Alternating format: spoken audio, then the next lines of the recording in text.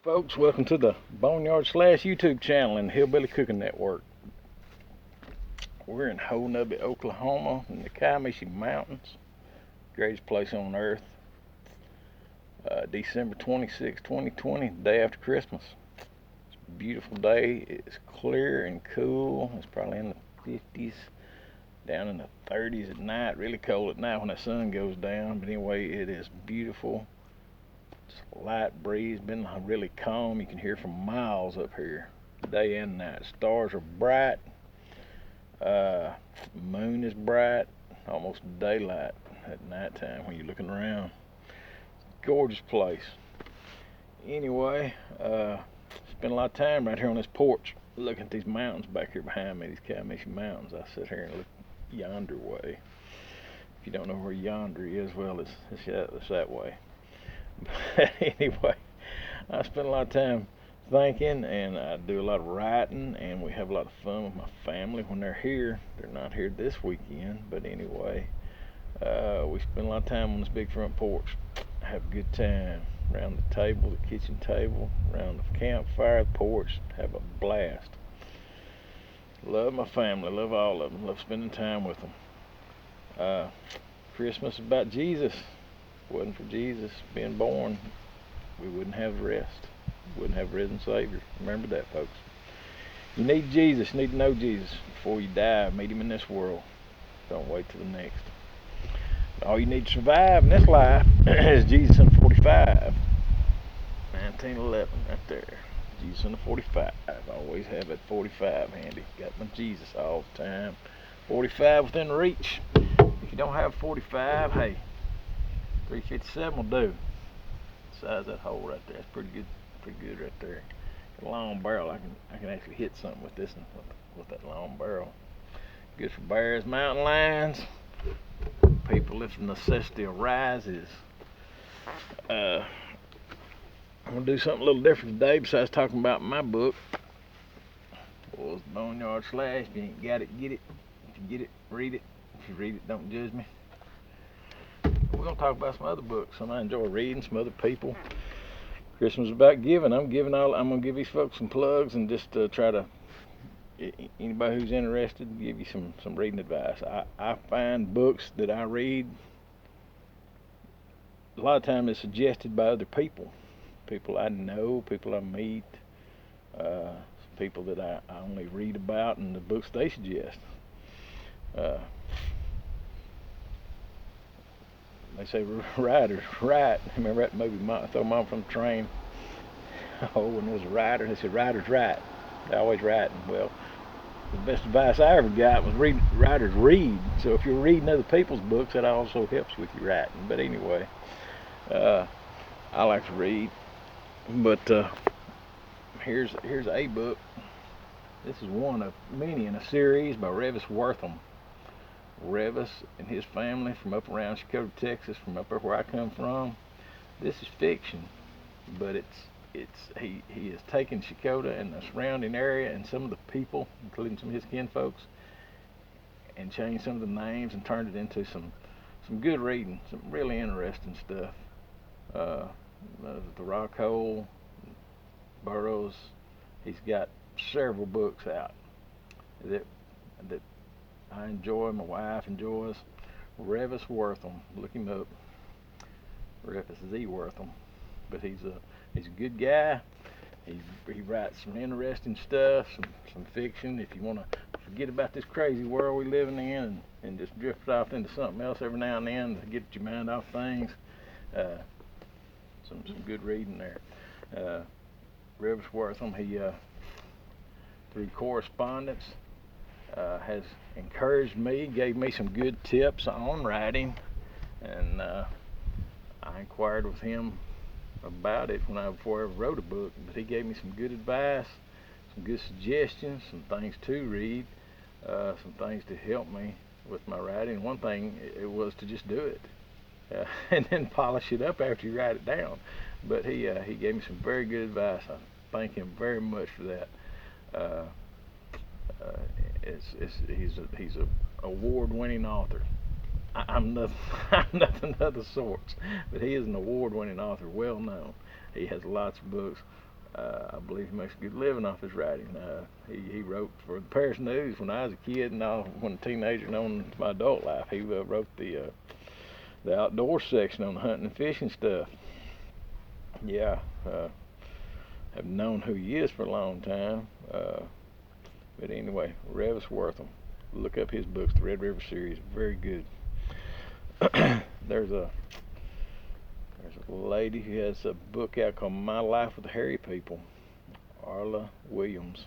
She lives up in these mountains, and this is a big area up here in southeast Oklahoma. So anyway, I'm just saying she has some books that talks about her childhood and Bigfoot. She calls them the Hairy People.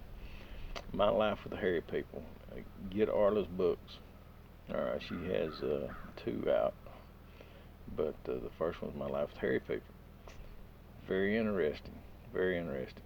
Not a very long book, not a big book, but I have, talking with her through text, email, such as that, she's answered some questions for me that on Bigfoot, Sasquatch, things that I've encountered, seen, found. She has helped enlighten me on a lot of things through her knowledge and experience, her lifetime of experience. She has some very good, interesting stories. If you're into Bigfoot, Sasquatch, especially in our area, Texas, Oklahoma, Arkansas, Louisiana, whatever, down this area, good stories, good reading, true stuff. There's another one here. It's called Creature.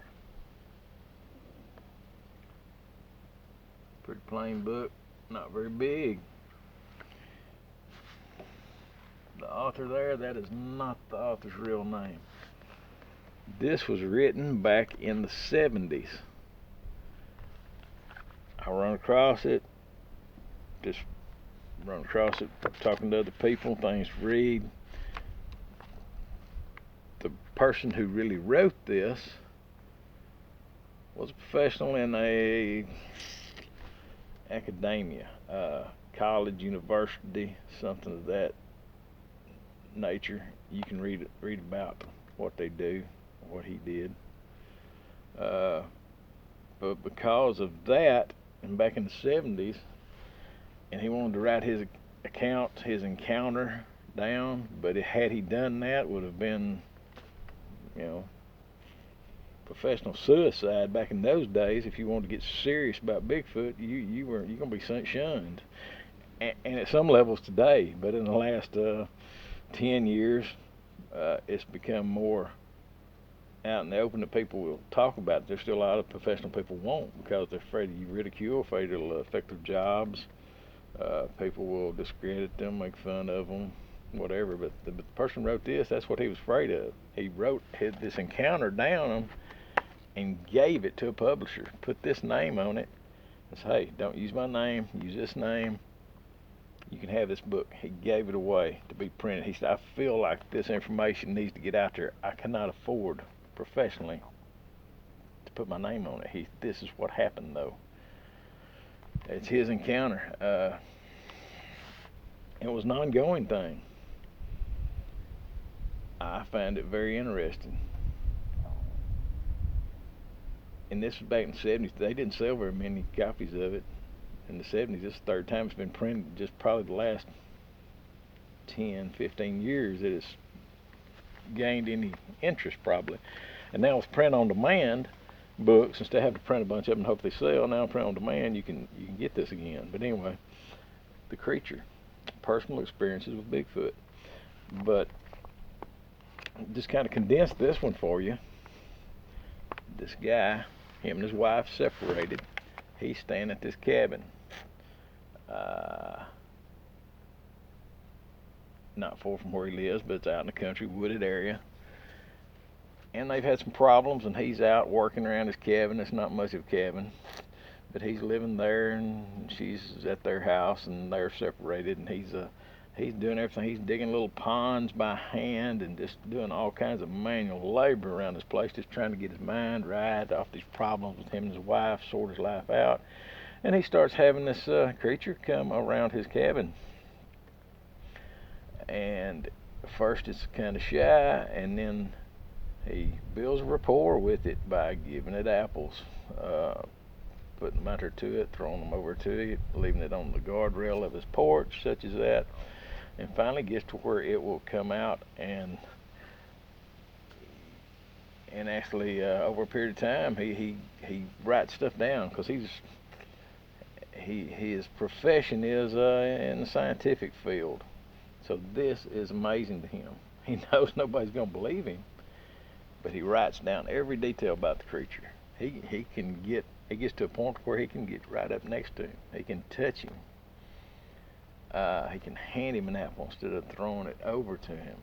But anyway, and he writes down measurements, how tall he is, how wide he is, his feet, his facial features. He documents a lot of stuff. Some people think that the movie Harry and the Hendersons came from some of this stuff, which this was back in the 70s. This guy drove a station wagon. He did not run over the Sasquatch like you do in Harry and the Hendersons, but he drove a station wagon. And at one point, without telling you the whole story, at one point, sometimes when he gets ready to leave his cabin, this Bigfoot walks along wanting to follow him down the driveway like a dog, and he has to get out and scold him and make him stay there. He can't follow him. He makes him stay, and it kind of upsets him. Yeah, the guy writes this down. Believe him or not, I don't know, but he wrote all this down to preserve it, and he felt that someone needed to know about it. But I found it very interesting. A lot of Bigfoot researchers have read it and found it interesting, found it very credible. Not his real name on here. You just have to read about it. The place is real. The cabin where he was and everything. Very, very interesting. Anyway, it's just a small, short book that a lot of people find credible. Anyway, just throwing that out there.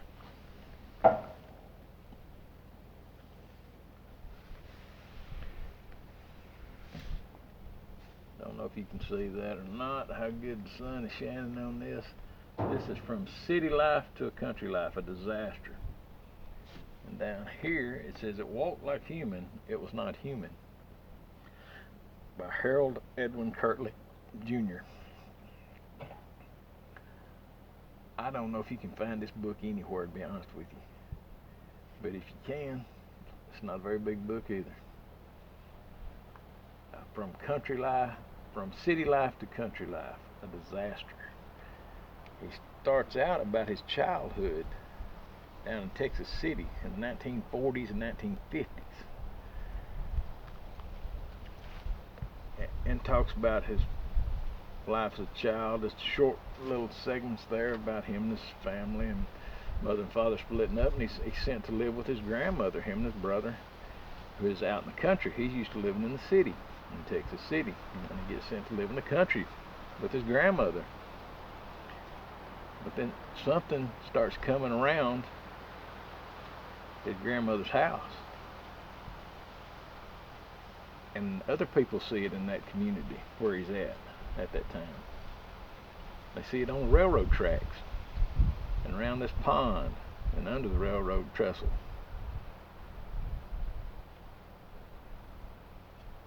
This guy right here, this book was given to me by a very, very close family member. Mr. Kirtley gave them this book, and they gave it to me. I don't know if you can even find this. This gentleman, I have not met him, but my family member that has met him and knows who he is, knows him, says very, not making fun of him, simple-minded guy, very, and they left a lot of the writing in this book the way he talks, the way he speaks, and sometimes he speaks like he's 10 or 11 years old. It's the way he talks, his mentality. But he had the mentality to have a book, but it's a self-published book, but he spent the money and the time to write it down and the money to have it published, and had it done in hard copy. It's not a paperback. That would have been cheaper. But anyway, he felt like he needed to put this out there, or just write it down. I feel pretty lucky and honored to got my hands on this. And the biggest part of it talks about this thing he calls it, and that's all he calls it. And he wrote this in 2007, 2008 was when he wrote it, but this happened in the 40s and 50s when he was a child. He doesn't allude to Bigfoot, Sasquatch, anything like that. He starts talking about this thing that looks like human, but it wasn't human. He talks about it's covered with hair, sometimes the way it smells. His grandmother had a .22 rifle, and that's all they had, and they didn't have a lot of money. They were extremely poor. Sometimes they didn't have food. This thing would come around the house, and she had this .22 rifle that she kept, but never did shoot at it, but she kept it because sometimes it would try to get in the house with them, and they were terrified. But anyway, and he had seen it before across the field, because he had to walk to church and sometimes to school, and he would go down the railroad tracks. Him and his brother, sometimes he'd by himself, had to cut through the pastures and the woods, and he said he was just terrified sometimes. And sometimes he would see it off in the distance, and he goes into, maybe I should go this way or that way, or cut across the railroad tracks or something. Anyway, it walked like human. It was not human. I don't know what the chances are of me getting my hands on this book, but it's fate, is what I call it, because of my interest in Bigfoot and what he describes here in this book by a very simple-minded person. He's not trying to sell these books. Like I said, I don't even know if you can get hold of them or not. I guess maybe you can, but from city life to country life, a disaster.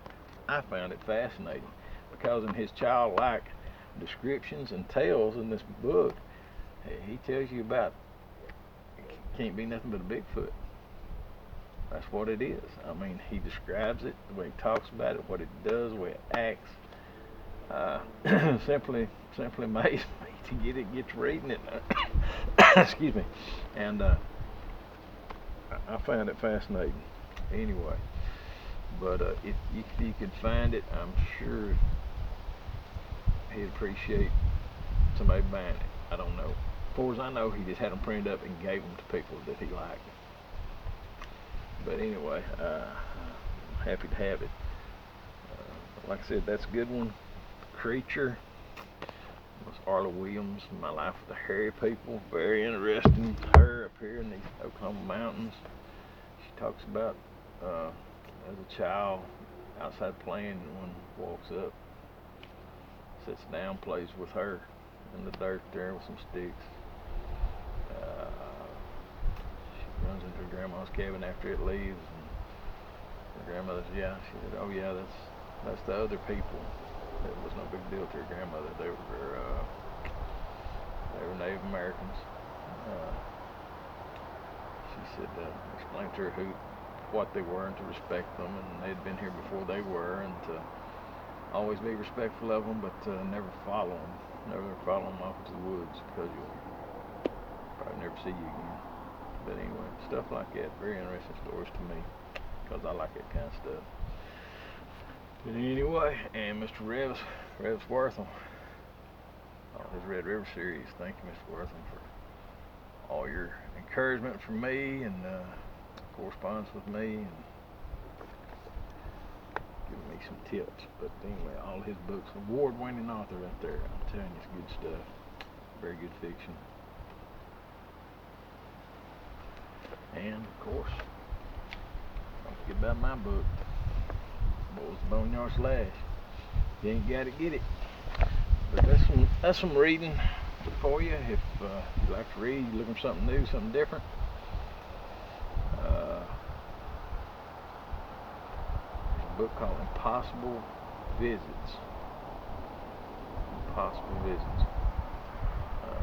Look at some real, true Bigfoot stories about habitation sites in Texas, Oklahoma, Carolinas. This one person investigates them. Interesting stuff there too. Ongoing stuff and possible visits. But Merry Christmas, Happy New Year. Jesus in a 45. Beans, bullets, band-aids, Bibles. Keep all that stuff handy. Beans, bullets, Bibles. Beans, bullets, band-aids, Bibles. Jesus in a 45. I'll let you make it through this life, I promise you. Jesus in a 45. I'm fixing to enjoy the rest of this weekend. It's beautiful scenery, and I'll go build me a fire here in a little while when it gets dark and sit out here and see if I hear any howls, wood knocks, see if any rocks get thrown at me, such as that. Whether they do or they don't, it's just great being here. Beautiful, beautiful place. Be thankful, people. Be thankful for the little things, big things in life. Merry Christmas. Catch y'all later.